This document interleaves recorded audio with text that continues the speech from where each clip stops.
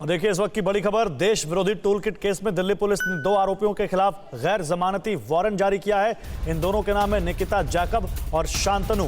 निकिता पेशे से वकील हैं। इन दोनों पर देश विरोधी टूल किट बनाने का आरोप है। दिशा की गिरफ्तारी के बाद दिल्ली पुलिस को अब निकिता जैकब और शांतनु की तलाश है। आरोप तो यह भी है कि निकिता जैकब और शांतनु ने मीटिंग की थी खालिस्तानी संगठन के लोगों के साथ और इसके बाद दिशा रवि ने भी इस मीटिंग में हिस्सा लिया था।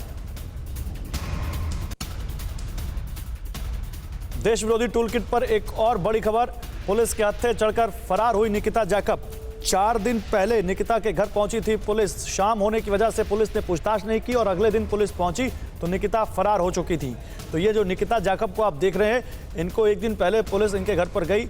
इनके यहाँ जो इलेक्ट्रॉनिक गैजेट्स हैं, जो इक्विपमेंट्स हैं, उनकी जांच की और क्योंकि शाम हो चुकी थी इसलिए निकिता से पूछताछ नहीं की। लेकिन अगले दिन जब पुलिस उनसे पूछताछ करने पहुंची तो ये फरार हो गई। अब इनके और शांतनु के खिलाफ गैर जमानती वारंट जारी कर दिया गया है।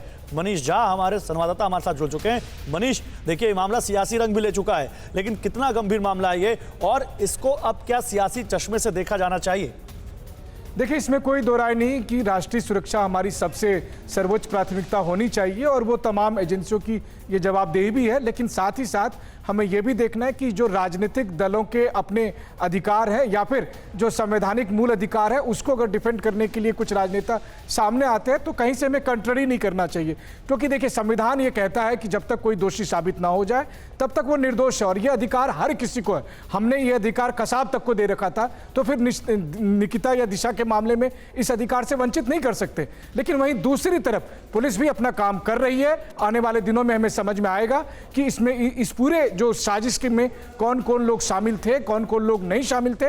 लेकिन साथ ही साथ सरकार भी अपने अधिकारों का सही से इस्तेमाल करे। इसके लिए अगर राजनीतिक दलों की तरफ से आवाज उठती है तो उसका भी स्वागत किया ही जाना चाहिए। जी ठीक है मनीष, मैं आता हूं आपके पास। जितेंद्र शर्मा हमारे साथ जुड़े हुए हैं, जितेंद्र से बात करते हैं। जितेंद्र, दिल्ली पुलिस का क्या कहना है इस पूरे मामले में और उनकी जांच कहां तक पहुंची है?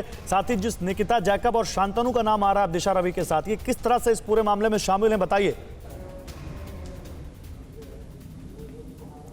जी बिल्कुल, देखिए दिल्ली पुलिस का कहना है कि तफ्तीश के दौरान ये बात सामने आई कि निकिता लगातार दिशा रवि के संपर्क में थी। इसके अलावा जो पोएटिक फॉर जस्टिस से जुड़े हुए एमओ धालीवाल हैं, जो इस वक्त कनाडा के अंदर मौजूद है, उन्होंने अपने एक करीबी पुनीत के जरिए जनवरी में सबसे पहले निकिता से संपर्क किया और निकिता को इस पूरे मामले में रोपिन किया गया और उसके बाद निकिता को यह बोला गया कि दिशा रवि को रोपिन करे इस पूरे मामले में। साथ ही 4 दिन पहले जब रिपब्लिक डे था, यानी कि 26 जनवरी से 4 दिन पहले इन्होंने एक वीडियो चैट भी आपस में की और जूम पर, और उस चैट के अंदर यह डिस्कस किया गया कि किस तरीके से ट्विटर स्टॉर्म लाना है। इसकी जिम्मेदारी निकिता को दी गई थी। इसके अलावा तफ्तीश के दौरान यह भी पता चला है कि जो पूरी टूल किट थी वो निकिता के द्वारा बनाई गई थी, जिसको एडिट किया था दिशा रवि ने। और जब यह पूरी जानकारी दिल्ली पुलिस को मिली तो दिल्ली पुलिस के मुताबिक 4 दिन पहले दिल्ली पुलिस निकिता के घर गई थी, निकिता से बातचीत की और उसके बाद निकिता को हिदायत दी गई थी कि वो अपने घर पर ही मौजूद रहे। उसको दोबारा पूछताछ के लिए बुलाया जा सकता है, पुलिस उसके पास भी जा सकती है। लेकिन जैसे ही दिल्ली पुलिस मुंबई स्थित उसके घर से बाहर निकली, उसके तुरंत बाद निकिता वहां से रहस्यमय परिस्थितियों में गायब हो गई, फरार हो गई।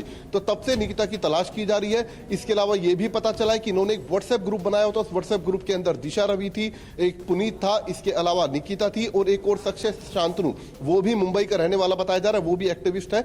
और ये तमाम लोग उस व्हाट्सएप ग्रुप के अंदर किस तरीके से गलत जानकारियां फैलानी है, किसान आंदोलन को लेकर किस तरीके से ट्विटर स्टॉर्म लाना है। ठीक है जितेंद्र, मैं आता हूं आपके पास। तो देखिए तमाम जानकारियां आप तक पहुंचाते हुए न्यूज़ टॉप 9 रोज सुबह 7 बजे और शाम 7 बजे सिर्फ TV9 भारतवर्ष पर।